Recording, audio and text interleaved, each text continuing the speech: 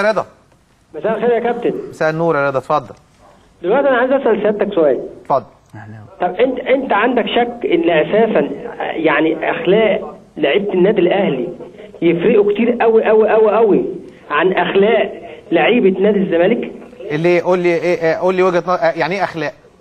اخلاق يعني مثلا عمرك سمعت لعيب في نادي الاهلي مسك سكينه ضرب بيها لعيب؟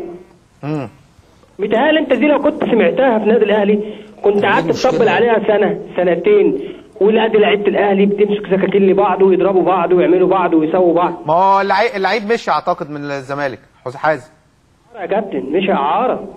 طب هو حسام غالي، بس حسام غالي ما غلطش، بيغلطش خالص.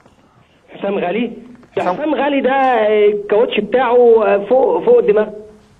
لا هو تحيز الموضوع مش اخلاق بقى، هو تحيز وخلاص. هو انا مش عارف بصراحه ربنا. ما هو النهارده اي لعيب، النهارده القرار اللي خده المستشار مرتضى منصور ان هو طلع حازم اعاره او كده، او مش وجوده في النادي. طب انت بتتكلم وقبل كده شيكابالا خرج برضه، وقبل كده شيكابالا. طب ما حسام غالي ده انت يعني الواحد لا انا مش بقول عايز حاجه، يتكلم عشان خاطر ما يبقاش فيها تحيز.